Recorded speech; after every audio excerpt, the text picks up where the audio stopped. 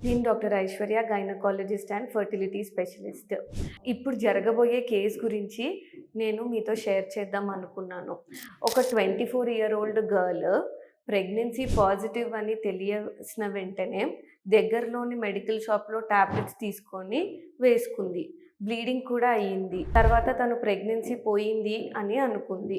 ఒక 1 వీక్ అయిన తర్వాత నా దగ్గరికి హెవీ పెయిన్‌తో వచ్చింది.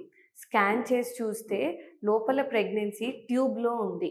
దీన్ని ఎక్టోపిక్ ప్రెగ్నెన్సీ అంటారు. సో, మీరు ఎప్పుడన్నా ప్రెగ్నెన్సీ పాజిటివ్ వస్తే డెఫినెట్‌గా స్కాన్ చేపించుకొని అది కరెక్ట్ లొకేషన్‌లో ఉంది అంటేనే అబార్షన్‌కి పిల్స్ యూజ్ చేయండి. డాక్టర్ దగ్గరికెళ్ళడానికి సంకోచించకండి. మెడికల్ షాప్ నుంచి పిల్స్ తీసుకొని వేసుకుంటే దాని ఆఫ్టర్ ఎఫెక్ట్స్ సర్జరీ వరకి రావచ్చు. ఎప్పుడన్నా సేఫ్‌గా యాక్ట్ చేయండి. Thank you.